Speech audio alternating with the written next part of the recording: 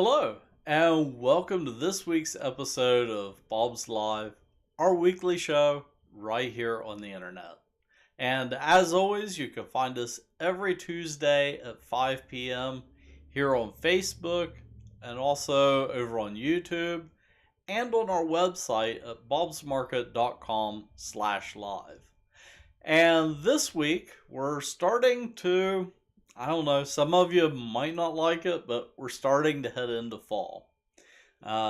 Which means, of course, cooler temperatures and also harvesting the bounty from our gardens. I know a lot of us are vegetable gardeners. Um, I try. um, this year it's been challenging with all the rain that we've had. And, every year it seems like something is a challenge. And this year it was the rain. And of course, with the rain comes weeds. And I talked about that last week and how I was going to harvest green beans, but ended up getting rained out. And of course, the bean patch was really weedy. So this week, I finally got all the beans picked and got them canned.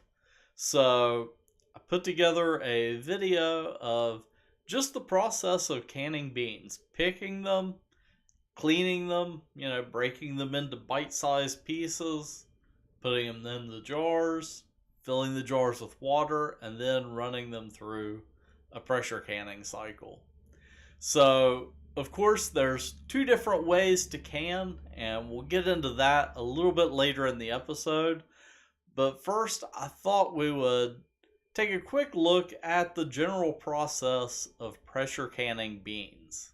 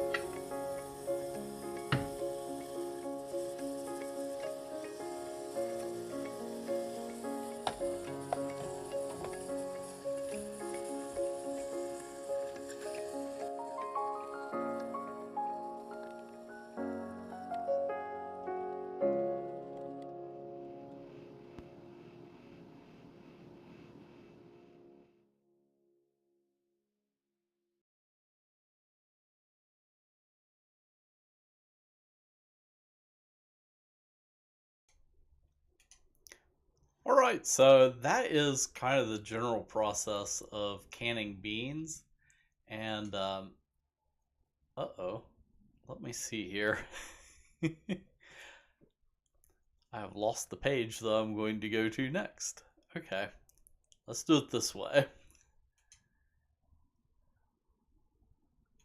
All right, so over on our website, if you're new to canning, um, I have a couple blog posts on the basics of canning because there's two different processes for canning.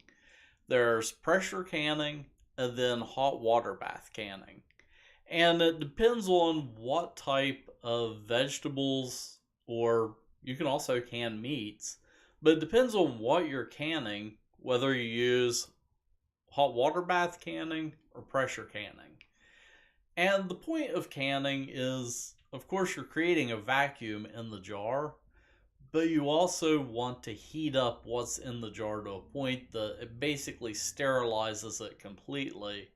So that way you don't have any bacteria growth or anything like that inside the jar. Um, so for some things, like let's say tomatoes that are really acidic, you can get by with water bath canning. And also pickles because of the pickling solution. Um, so when I do dill pickles, I do a water bath canning technique. So, and I've also got these links over in the show notes for this week's episode. So if you head over to bobsmarket.com/live and go to this week's episode, also have links to these articles. But I kind of run through the basic process in a little bit more in depth than in the video. Um, so here's pressure canning. But also, you can head over to the USDA website, and they have all the up-to-date guidelines on pressure canning. But as I said in the video, you want to follow your pressure canner's recommendations. So the pressure canner that I have, it's a fairly new one. I just bought it a couple years ago, and it came with actually a pretty thick book of canning recipes, and it tells you exactly how to set it. Now, there are two different types of pressure canners too, so that sort of muddies the waters also. What I use is one with a little jiggler weight. The other type of pressure canner is one with a pressure gauge, where you have to watch the gauge and it'll go up to a certain pressure, and then you have to regulate the heat to maintain that pressure. With mine, it's a little bit more, I don't want to say idiot proof, but it kind of is, because it has this weight that you put on it, and the weight comes in different sections. So mine, it goes up to 15 psi. So just the center part of the weight by itself is 5 psi, and then it has little rings that snap down over it, and each one of those adds 5 more. So I was using the center plus one ring to make 10 psi, and then I just followed the instructions for green beans in the instruction manual that came with the canner. With it, you have to, of course, wait until there's steam coming out, because you don't want to trap air in with the pressure canner. These things, they can be a little bit dangerous. The pressure canner that I use, it actually has a little plastic pressure relief valve in the back, like an emergency release, where if the pressure would get too high, that little piece of plastic would fail and release the pressure. But yeah, canning, it's fun. Once you get into doing it, it's doing even a few loads of beans. It can be kind of time consuming. And yeah, it really wears you out. Um, My wife and I, um, you saw her hands for a split second in the video helping me clean beans, but you know, it's fun to, get a big pile of beans in a box. We had a big cardboard box full, and we just sat down, put a movie on TV, and sat there for a few hours cleaning beans on the couch. And what's really time consuming is getting them into the jars, filling up the canner, running the canner, and then the hardest thing is waiting for it to cool down and for that pressure to drop so you can open it up and pull the jars out and start your next load. It seems like it takes forever. Um, but yeah, this year didn't quite get the harvest that I wanted of beans, and again, the weather wasn't great, so I wasn't able to get out in the garden. But we ended up with, I think it was around 18 jars. I had one jar that didn't seal, um, and that was because I didn't get the ring down tight enough on top. Um, so we would have had 19 jars, but we ended up with 18, which isn't bad for 4 half rows of green beans. Um, Back a few years ago, I grew like 8 full rows and we canned like 50 some quarts. So we're still kind of working through that bean supply. um, so this year we took a little break on the beans. Um, Gloria says, do you use fresh dill for your dill pickles? Yes. If I do dill pickles, um, I like to use fresh dill. I do use some dry dill just to kind of make up the difference, but I will put some fresh in there. If I can, I like to get the seed head of the dill and put it down in the jar also. That just, it kind of, it's just garnish for the jar basically, but it's beautiful. And something that I also like to do, and this is a tip, and you can do it with anything that has tannins in it. If you want crunchier pickles, you need to introduce tannins into your pickling brine. So one way you can do that is to use loose leaf tea. So I've put tea in my pickles before, just some tea leaves. Another thing that you can do is go out, find a nice oak tree, pick some oak leaves, and can those in with the pickles. So put 1 or 2 leaves in the jar. You can actually kind of scoot them down along the edge of the jar, and then you've got this beautiful oak leaf like plastered up against it. And the tannins in the oak leaf will leach out into the pickling brine and help give you crispier pickles. You can also do it, and this is what I normally do just because I've got them. You can also pick fresh grape leaves and do the same thing. So I usually put a grape leaf in with my pickles. So yeah, that's kind of my helpful tip for getting crunchy pickles. Well, the other thing that I wanted to take a look at this week is, well, it's actually right behind my head here, and that is our mum crop uptown. This photo, it was taken probably 5 or 6 years ago. So our mum field, I'm kind of jumping ahead in the season with our backdrop. Right now it's not blooming, but I thought we would take a look at it because a couple weeks ago we were down at the river range.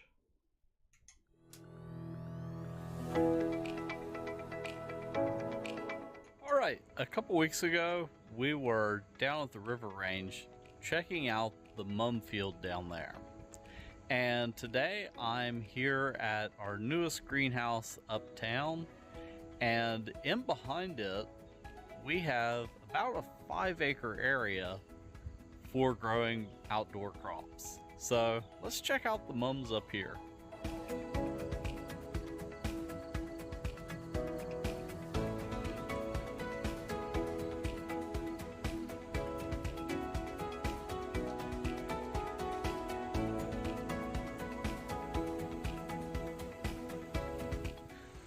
Just like at the river range, we also have the smaller greenhouses up here completely filled with mums. We also have these mum hanging baskets, and I think these are going to be a great addition this year.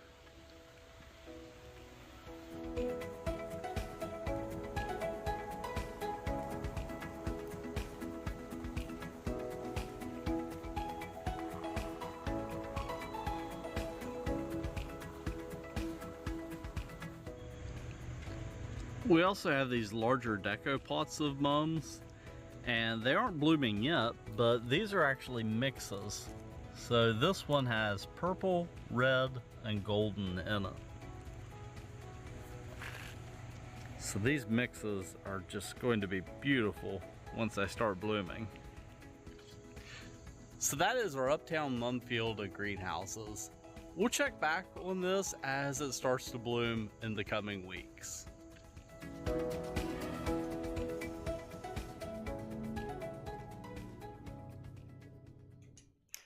So that is this year's mum crop.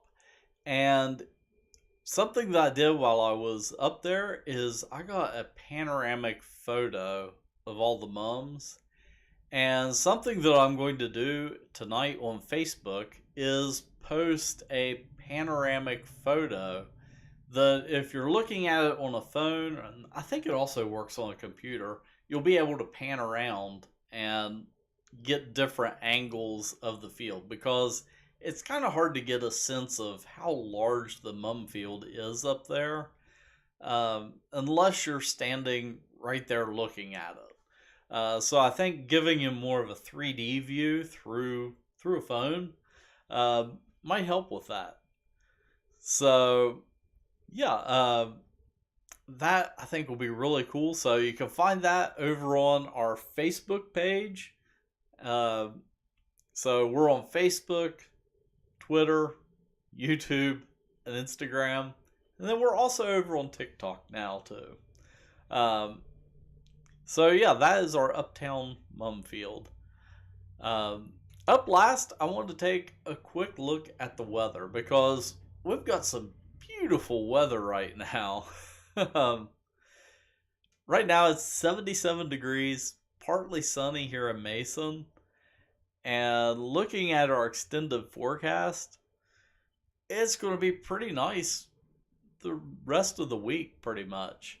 So we're looking at kind of in the 80s, and then it's going to gradually get warmer Wednesday, Thursday, and Friday. Then we're going to have thunderstorms on Saturday and Sunday. So we're going to have a stormy weekend, but we've got just a beautiful week leading up to it. And I always hate to jump ahead because extended forecasts are usually not that accurate. But let's take a look past Sunday. So, looks like next week we might have some rain in the forecast. Of course, you know, that's the extended forecast. So, this week is going to be the perfect time to get out, get yard work done, kind of get caught up if you've been kind of behind with all the rain, like I've been. But yeah, this is going to be a perfect week to get out and kind of do those late summer, early fall garden tasks. Something that I'm planning on doing is cleaning out one of my raised beds and planting some late season peas. So hopefully I can get them in the ground, and hopefully I'll have some peas going into the cool weather. And well, that is, let me find my mouse here. I've lost it. That is all that I have for this week's episode of Bob's Live. Well, until next week, keep growing.